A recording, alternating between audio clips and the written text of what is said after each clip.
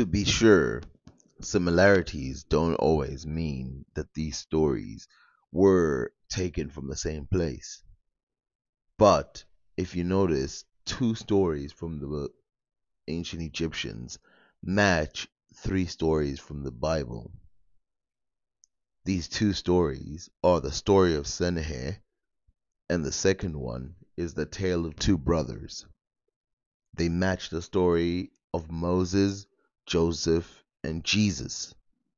The story of Moses, Joseph, and Jesus is so similar in themes that it's actually being pointed out by Christians themselves that these themes are common. First of all, they take place in Egypt. But second of all, these people have to either return back to their home in Judea or they're sent away from Judea and they have to return to Egypt in order to have a triumphant return. This part mostly mimics the tale of Sennacher, but it's also a theme in the tale of two brothers. Now, in the tale of Sennacher, the tale describes an Egyptian man who flees his kingdom and lives as a foreigner before returning to Egypt and taking his place as king. Now, this might be a vague comparison, so let's look at a specific one. For example, in the tale of two brothers, the story centers around two brothers, Anpu, who is married, and a younger Beta. The brothers work together farming land and raising cattle. One day, Anpu's wife attempts to seduce Beta.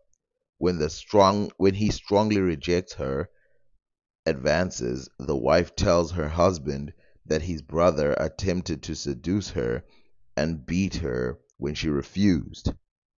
In response to this, Anpu attempts to kill Beta, who flees and prays to Ra Harakti to save him.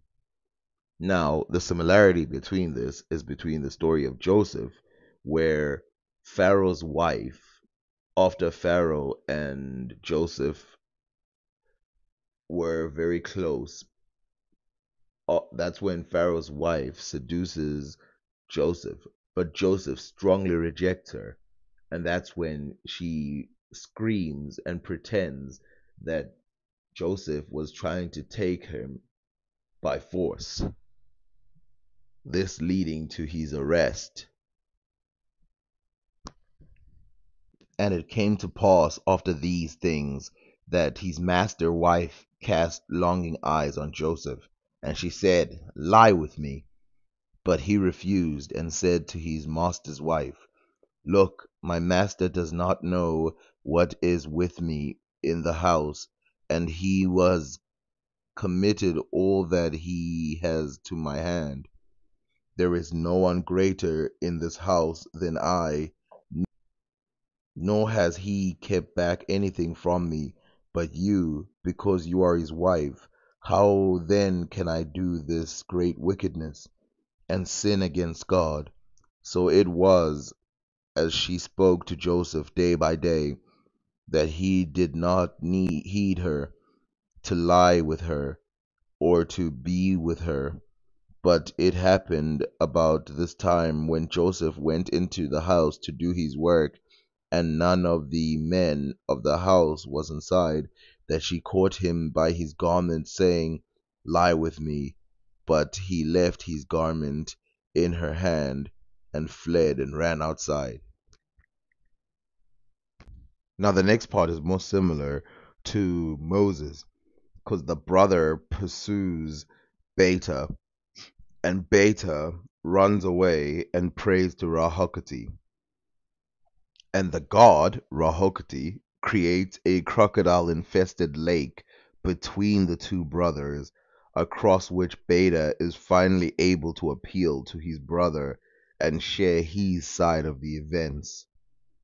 To emphasize his sincerity, Beta severs his genitals and throws them in the water, where a catfish eats them. Now, obviously, this is not exactly what happened with Joseph, but the part of separating the river through divine intervention is the part that's taken from this era, at least it seems like it. But after that, Beta states that he is going to the Valley of Cedars, where he will place his heart on the top of the blossom of the cedar tree. And you'll notice this in Christianity, there's a constant mention of the cedar tree. For example,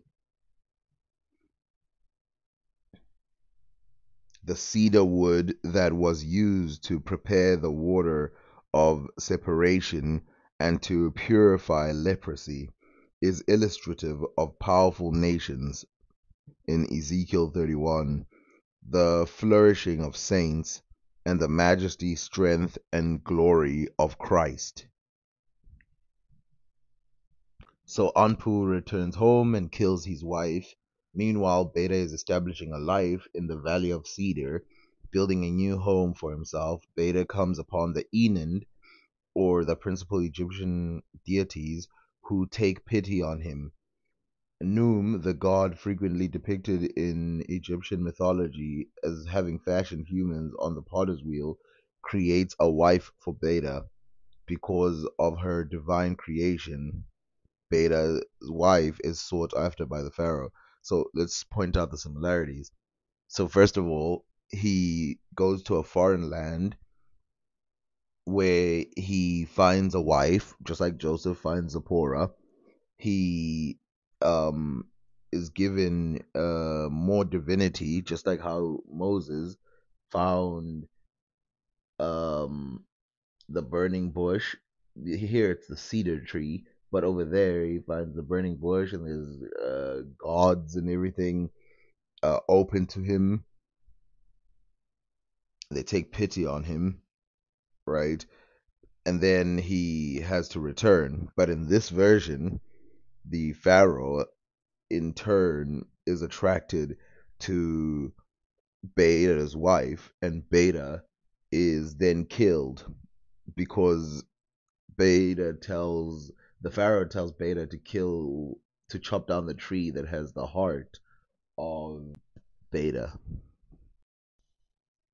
Now this killing of Beta by the Pharaoh might be reflected by this story of Zipporah and God in the Bible, where on their way at a night encampment, the Lord met Moses and tried to kill him. No reason is given, just as no reason is given for the angel's attack on Jacob as he was coming back from Mesopotamia. Jacob was alone and wrestled with the angel all night. Moses is with his wife, who comes to his rescue. She takes a flint and cuts off her son's foreskin.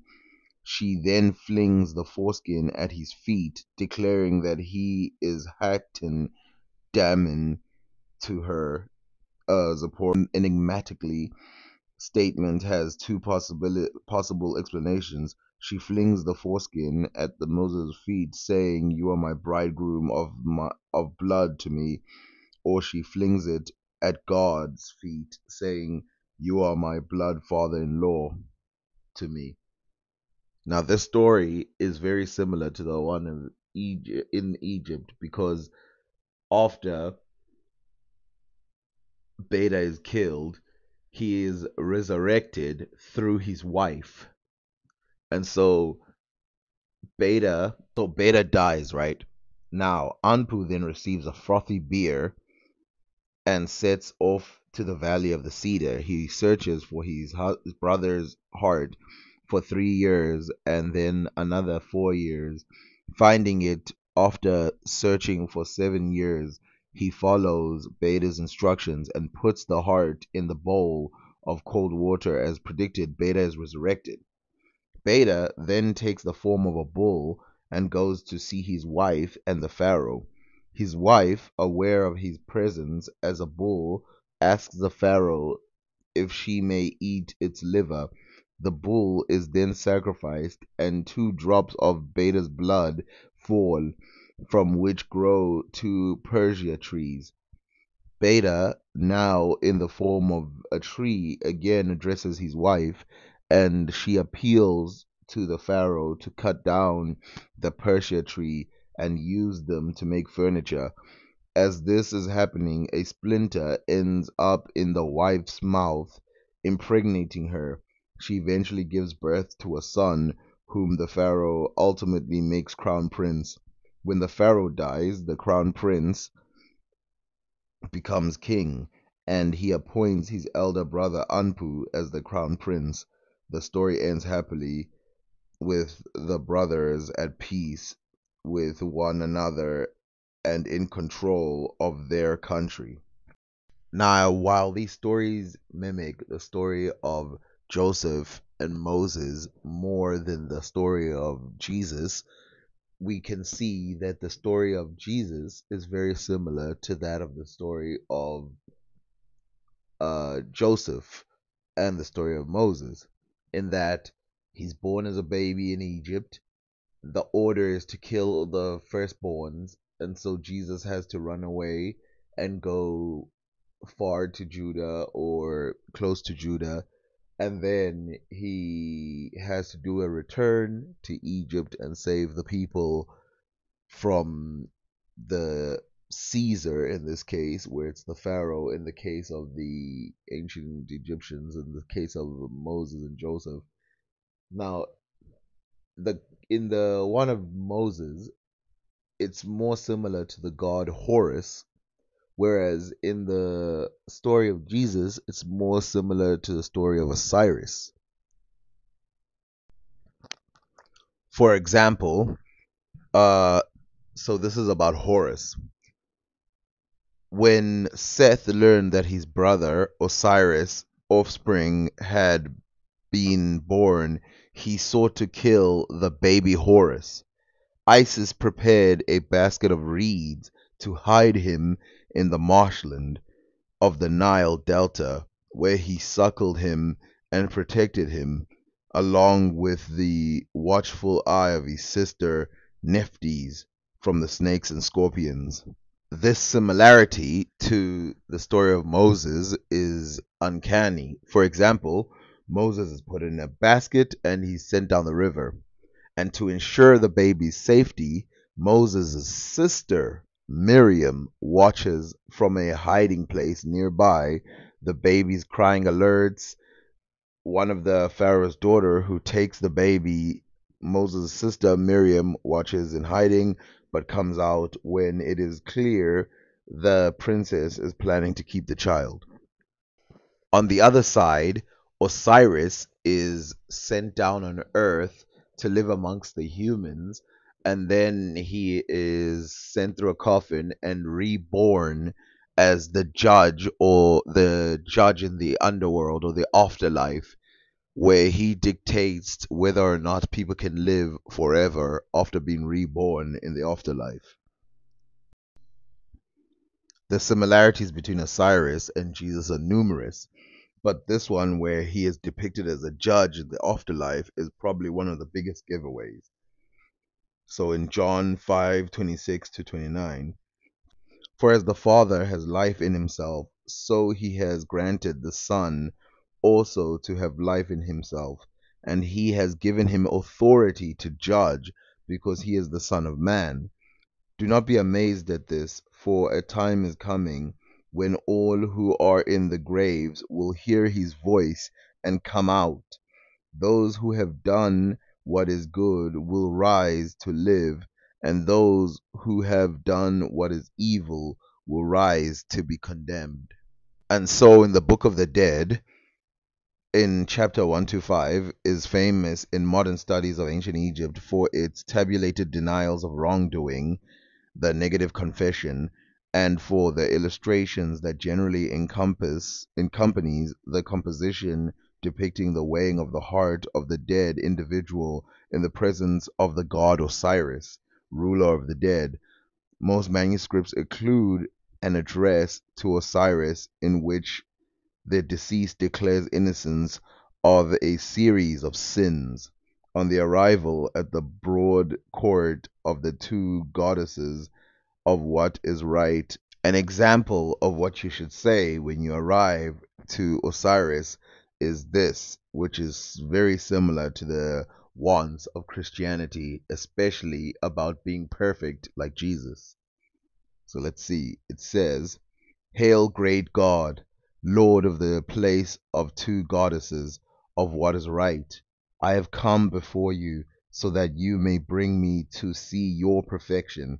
I know you. I know your name. I know the name of these 42 gods who are with you in this broad court of the two goddesses of what is right, who live on the henchmen of evil and eat of their blood. On the day of calculating character in the presence of Winifred, see your name is he of the two daughters, he of the two chants, Lord of the two goddesses, of what is right. See, I am come before you. I have brought what is right to you. I have removed what is wrong for you.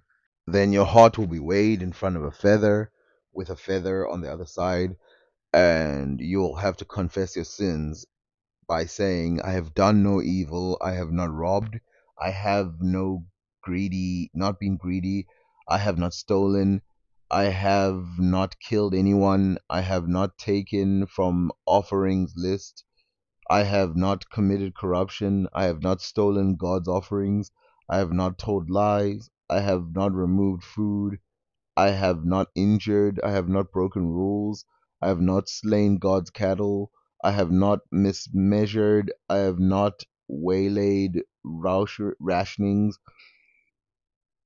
I have not informed, I have not gossiped, I have not sued except for my own, I have not slept with a man's wife, I have not masturbated, I have not terrorized, I have broken no rules, I have not stolen, I was not deaf to words of truth. And you will see that this is similar confessions that you make to Jesus.